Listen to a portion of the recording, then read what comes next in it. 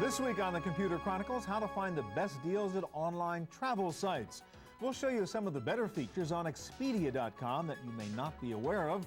We'll talk with the CEO of Travelocity.com and see what's unique about their site. We'll meet Edward Hasbrook, author of the Practical Nomad Guide to the Online Travel Marketplace. We'll tell you the secrets of getting your price at online travel auction sites like Priceline.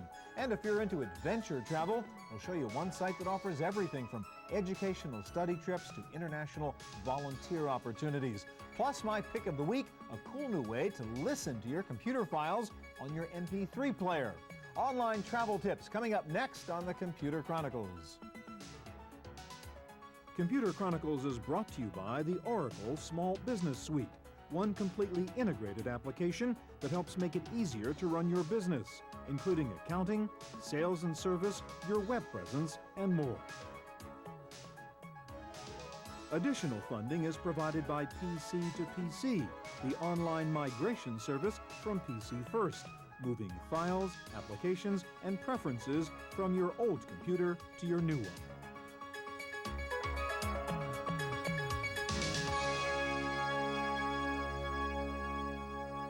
Hi, and welcome to the Computer Chronicles. I'm Stuart Chaffee.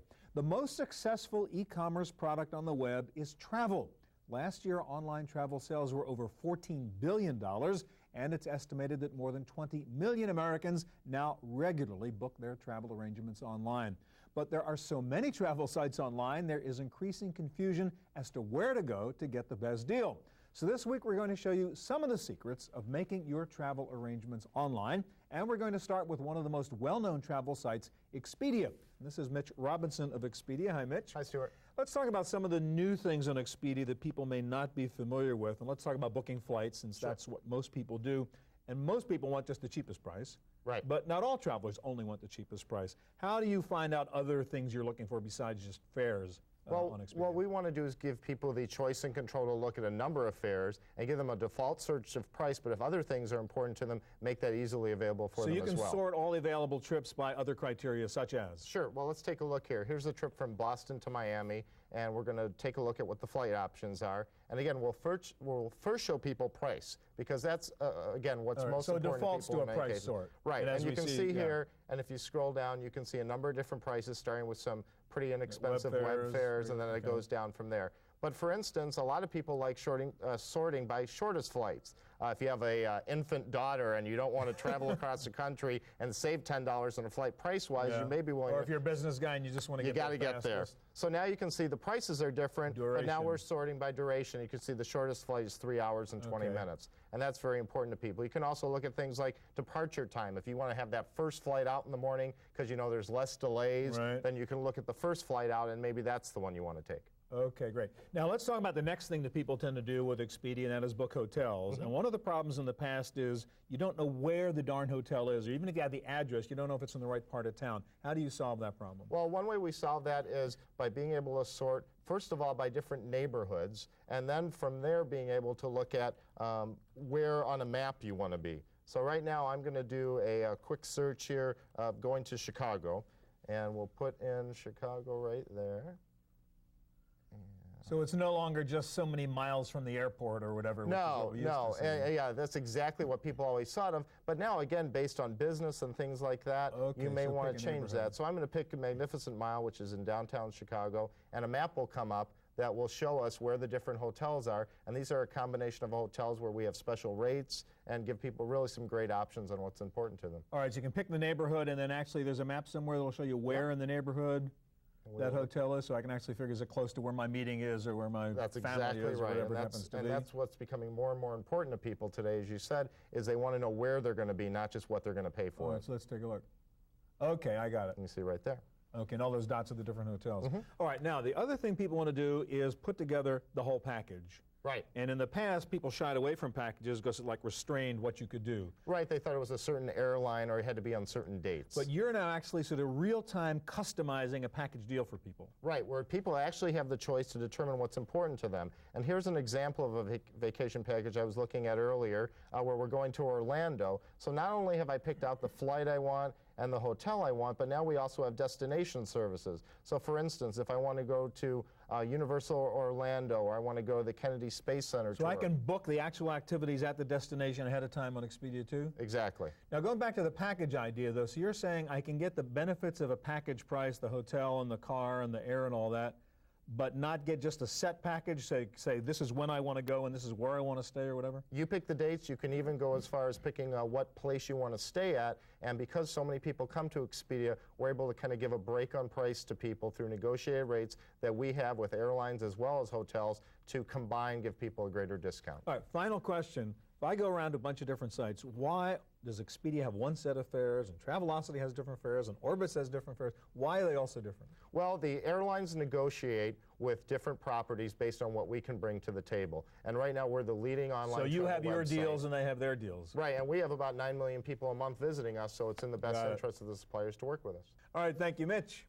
While Expedia is one of the leaders in online travel, there are literally hundreds of other places to go on the web to book or research your travel, and we want to show you some of the better ones. And here to help us do that is Edward Hasbrook. He is author of this book, The Practical Nomad Guide to the Online Travel Marketplace. And you need a book this thick to figure out all the sites that are out there. Let me ask you the first question. I just asked Mitch about why there's so many different fares out there. You go from site to site, and they all seem to have different fares. And you point out in your book there's a difference between fares and prices. What do you mean by that? Fares are official prices, list prices, if you will, that are set by the airlines. But the airlines also negotiate deals with wholesalers called consolidators who set their own selling prices. And each of these different sites, in a sense, is a consolidator that may have a different deal with the airline. Or may deal with different ones of them. So there is no one site, no single source, even though I know that's what people want, that would have access to the entire universe of prices. Even if they have millions of fares, that's not necessarily everything. And these sites may not necessarily be impartial, right? They may want to sell you their partners. Well, they're salespeople. You're going into a store and asking them, what do you have to offer? They're not going to tell you that it might be cheaper next door. All right. Let's talk about another site. A lot of people go to Orbitz, which you tend to find good fares at. And I think the point you make is even if you're in Orbitz and you think you found a good fare, you shouldn't stop just there. Well, the airlines that participate in Orbitz all have a deal saying they won't offer a lower fare elsewhere, but they can still offer lower prices through consolidators. And if you go, for example, to their own sites, here's one of the airlines that participates, ATA, American Transair. They're offering the same price, but if you go and book it directly with them, they've got a buy 3, get 1 free promotion. Or some will give you extra frequent flyer miles if you buy directly from them. So always check the actual airline site, too. To compare. And that's shop around is one of the basic pieces of advice. There are also airlines, important ones like Southwest or here JetBlue, which actually has the highest percentage of its sales on the internet of any airline, that don't participate in Orbitz. So you won't find those fares there. You better check them, too. Yes. So there's no one-stop shop here. There is no, what everybody wants, I think they've got 2 questions. One, am I getting the best deal? And the only way to tell is to learn about what's going on and do your homework and shop around. Yeah. And the other question they have is, what's the magic URL where everything's cheaper? That doesn't exist. All right, let me ask you about the consolidators. You mentioned consolidators, and there's specific sites that claim to be just consolidators, like One Traveler, Farebeater, and so on. What's the deal there? This is farebeater.com. This is a service of One Travel, which actually is owned by the by the Amadeus computer reservation service. And they're one of the sites that has a mix of published fares, but they also have consolidator fares, and they also have white label fares. What's a white label fare? That's one of the fares where they don't tell you what airline you're going to be on or what time it will be. The hotwire type thing. Right. But here they have, if you go to farebeater.com, you can get a mix all together in one display that compares. Again, not all of them, but can give you some idea whether there might be a savings to looking at consolidators or white label. Generally lower fares here than in an Expedia or Travelocity? No rule of thumb. No rule. Sometimes you'll find that there's a web special that's only available through Orbitz or the airline site that's cheapest. Sometimes you'll find a consolidator has the best deal. All right, now, Edward, there are sites that claim they will search all the sites for you, like Sidestep, et cetera. What about those sort of multi-search sites? What they're doing is they're going in the background when you query them, and they're actually trying to go with a web spider and crawl those other sites. And they do a reasonably good job of it, but every time the back-end sites change, they have to adjust. So a lot of times you'll find that there is a fare actually available on one of those sites that Sidestep or Kixo or Fairchase won't find. They're useful, but again, not 100% reliable. They're merely a guide to other places. Again, there's no one magic place to go here. Now, the other thing I want to ask you about, some of these sites like Expedia, Orbitz are great if you're doing the typical round trip. I'm going from San Francisco to New York and back, et cetera. But if you want to put together a complicated trip, especially an international one, they're kind of useless. Well, you have one you recommend. Travelocity has gotten better for multi-stop trips within the U.S. Internationally, you might want to take a look at airtrex.com. They specialize in round the world and other multi-continent international tickets. Here, you can go and you can pick off this map, and I put together a list of cities, starting in New York, going to London, and making your way through Europe to Rome, then flying to Bangkok, to Australia, back to New York. And then you can push a button on here, and you get a range of options starting, again, these are mostly put together out of consolidator fares.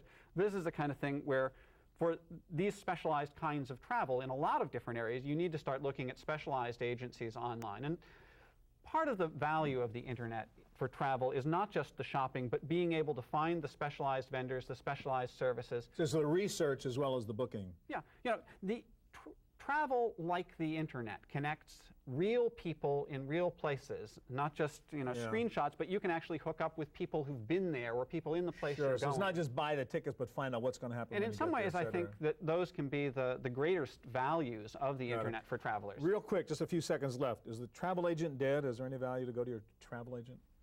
Well, yes, absolutely. You know, if you want the one-stop shopping, if you want to go to one place and ask one person, go to a travel agent, pay them a fee, and they'll do the research for you. All right, thank you very much, Edward. Well, we looked at Expedia earlier. One of the other biggies in online travel is Travelocity, and here's a look at some of the unique features you'll find on their site. Travelocity says it is the biggest online travel site with more total travel bookings than any other travel website. It has gotten high ratings from travel industry experts. But with increased security screening at airports these days, some travelers are concerned that they can't use a ticket purchased online to go straight to the gate. But that is not true. E-tickets are absolutely still accepted at airports. You need to print out your receipt in advance, have your government-issued ID, and you can go right through security with an e-ticket. Another potential problem with using an online agency like Travelocity is, what do you do when you have to change your ticket or you have a reservations problem? Well, many people think that if you have a problem with an online booking, you have to open your laptop in the airport and plug it in the nearest payphone.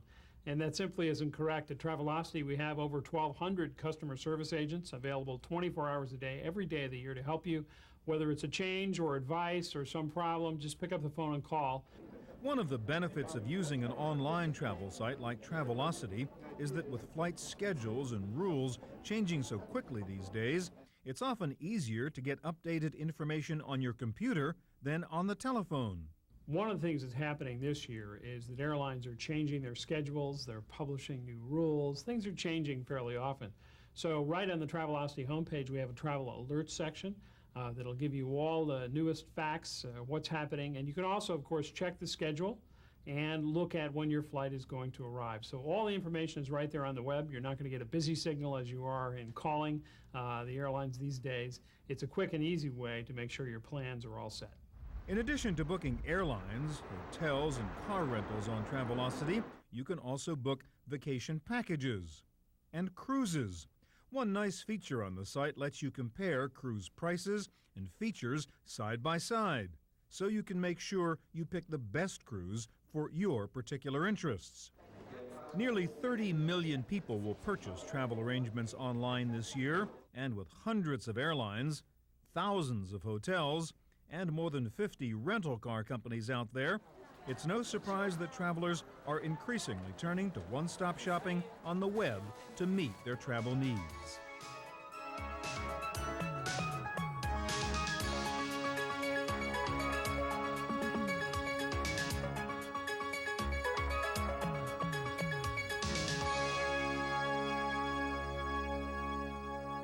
One of the real revolutions in booking travel on the internet was Priceline and this whole idea of auctions and reverse auctions and buying travel arrangements. Here to guide us through that territory is Mike Dugan, who writes the column The Sensible Traveler for the San Francisco Chronicle. Hi, Mike. Hello. I started booking travel, I think, 15 years ago on CompuServe 300 baud Easy Saver, and I loved it. And we've come a long way since then. Let's talk about some of these auction things. Priceline.com, number one. It's not really an auction, though, is it? It's not an auction. You do bid on your ticket prices, hotel, rental cars. But it's not literally bidding, is it? You are trying to come as close as you can to a secret minimum price that only the people at Priceline know. And if you guess too low, you lose. If you lose, and you have to wait a day before you can guess And if you again. guess too high, tough. You pay too much. Right. But there are bargains there potentially, right? There are excellent bargains there. I've used Priceline and been very happy with it, but there are disadvantages to Priceline that you have to know coming in. First of all, they don't tell you the airlines or the time of day that you fly until after you've already paid for the ticket. And secondly, once you bought bid it, has been money accepted, gone. Exactly. Right. All right, let's go to hotwire.com and pull that one up, because that's kind of similar to Priceline. Now let's talk about the differences between a Priceline and a Hotwire. Hotwire is similar to Priceline in that you only get to go in once a day, and you have a. But they tell you the price. They tell you the price, and you have an hour to decide whether or not you want to accept it. But again, you don't know what the airline is. You don't know when you're leaving. That's right. That's right. Which is better for you, Hotwire or Priceline? With Hotwire, you can take that hour and cruise some of the other... research other prices. You know what you're dealing with. Yeah, what you should actually do before you go to either one of these sites anyway, you should go to cheaptickets.com or Orbitz and get a baseline and then reduce So know what a good bid is if you're going to go, or exactly. a theoretical bid if you're going to Priceline. Precisely. All right, let's take a look at another one, which is a real auction, and that's skyauction.com. Skyauction.com is a true auction because you're bidding against other individuals out there in the There's system. some trip there, and you're going to see who's going to get it at the highest price. That's exactly right. Now, the disadvantage to Sky Auction is that you can't say, I want to go to Baltimore on Thursday. What's the best price you have? You have to select, as coming up here sooner or later, you have to select package deals or programs that they've already picked for you. If you know you're going to be taking a couple of weeks vacation in July and you're looking for something that would be fun at a good price, Sky Auction's a very good place. So this is literally an auction. Here's the packages we have. Right. What are you willing to pay for it? You also have to be aware that the prices they establish are There are minimum bid prices then. There are, and you will pay more than what the number you see there is, whatever your bid is, because there are taxes and fees. And if you click down here, they will tell you what those taxes and fees. So at least they give you all the information. You know what you're getting into, even though it's an auction. It's not Priceline where you're buying blind. Exactly. Okay. Exactly. While we're talking about that, let's go to eBay, because a lot of people are auctioning, bidding for travel on eBay, but there are a couple of caveats there, right? There's some major caveats. You can buy tickets, and you can buy upgrades and frequent flyer free. Yeah, I mean, a lot of that one kind you of have thing. up here. What it says: buy Southwest Air Drink coupons, and we'll give you a free ticket. This is because the airlines don't like to honor these tickets, and if they think that you've bought it, paid for it from another individual, that you might get to the airport and find yourself being stuck. So they're trying to get around it by saying you're buying drink tickets, you're buying a floater's guide, and we'll throw in this free ticket. So they're selling a drink ticket for $250. It's caveat emptor for sure on this one. All right, finally, there's one very interesting site, what's called biddingfortravel.com, which is kind of a board for people to trade stories about the Priceline. That's right. Bidding for Travel is for people who think way too much about all of this. Okay. It's got message boards where people give each other tips on how to get the best deals on these things. So if you want to be a good bidder, you got to have information with other buyers. Again, buyer beware when you consider these tips. Mike, thank you very much. My pleasure. All right. Well, for many people, travel isn't just about getting from A to B, but it's about having an experience. They want more than just a plane ticket. They want an adventure. And the web is great for that kind of travel planning, too. And here to show us the more exotic side of online travel planning is Troy Peden, founder and editor of GoAbroad.com. And this is sort of the fun stuff in a way, right? Not just plane tickets, but the travel adventures. What kinds of things could I find on your site, Troy? Well, we give you some meaningful purposes of travel, like study abroad, interning abroad, teaching abroad. Okay, so this is not the 1 week, 2 week trip, but I want to go somewhere in another country and do something interesting. There are also 1 and 2 week opportunities available as well. Volunteering abroad for a week or two is a possibility, even studying abroad for a couple of weeks. All right, so let's start with study abroad. Say, I'd like to spend a semester or something going abroad. What would I find out here? Okay, our study abroad directory includes some content related specifically to study abroad, like a scholarship search, a guide on exactly what you need to do to study abroad. I can pick what country now I want to try to study Sure, in. you could choose a country. Let's look at Costa Rica.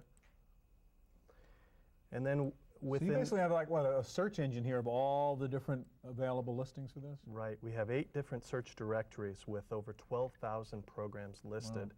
So you can look at Costa Rica, for example, and there's 82 different opportunities to study in Costa Rica.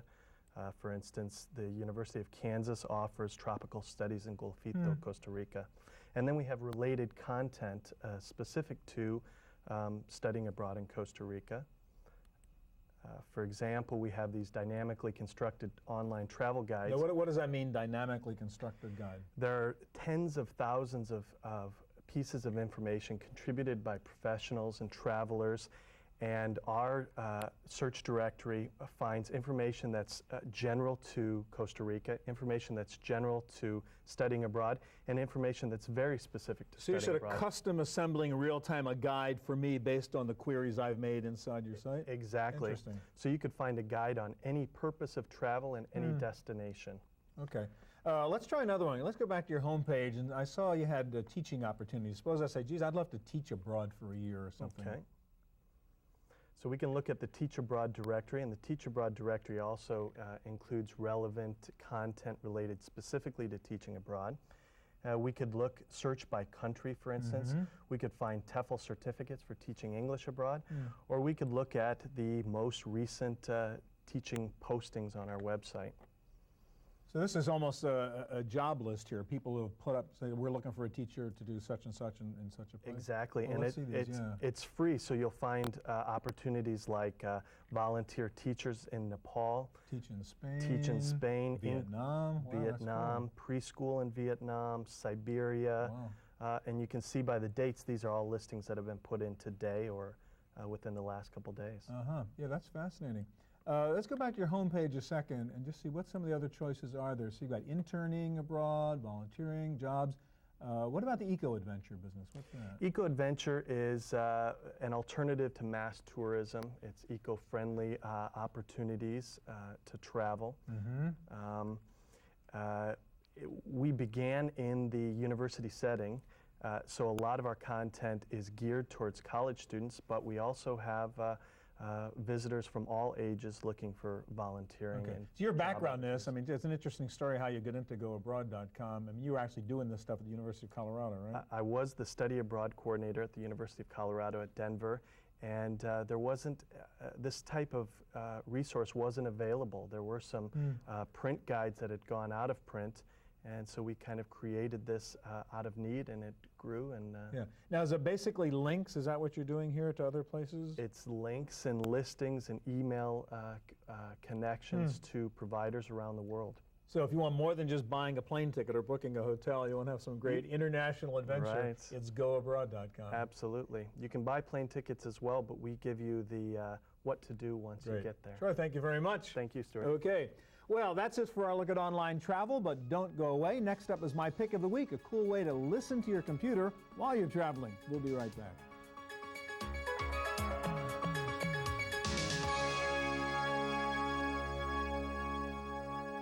Now for my pick of the week. If you have an MP3 player, you probably use it for listening to music. Well, that's pretty cool, but you can now use that MP3 player for a lot more, like listening to the documents on your computer, your email, even web pages. This is a neat little utility you may not have heard of called iSpeak from Phonics Corporation. What this program does is convert any text file into an MP3 file. Here's how it works. Just call up any file on your computer, make sure it's converted to a text file, then load it into the iSpeak console. If you want to listen to the file now, just hit play. Hi and welcome to the Computer Chronicles. If you want to record the file as an MP3, just hit the record button.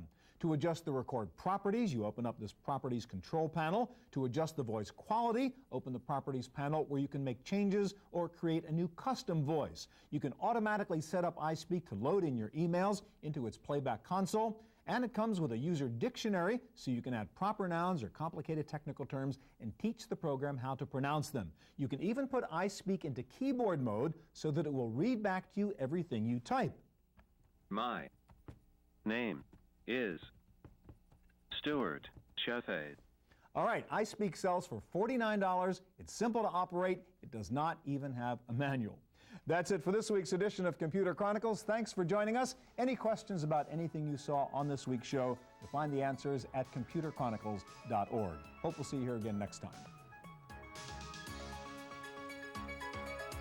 Computer Chronicles is brought to you by the Oracle Small Business Suite. one completely integrated application that helps make it easier to run your business, including accounting, sales and service, your web presence, and more. Additional funding is provided by PC to PC, the online migration service from PC First, moving files, applications, and preferences from your old computer to your new one. Next week on the Computer Chronicles, how to fight spam. We'll show you some anti-spam tools that are already on your computer. You're probably not using them. We'll tell you about some effective anti-spam applications that you can download. We'll look at some of the possible consequences of replying to spam, like identity theft or child abuse. We'll show you MailShell, an intelligent email system that lets you customize your inbox to avoid spam. And another form of spam, pop-up ads. We'll tell you how to get rid of them. Plus, my pick of the week, a cool new way to get broadband access without wires. Fighting spam, coming up next week on the Computer Chronicles.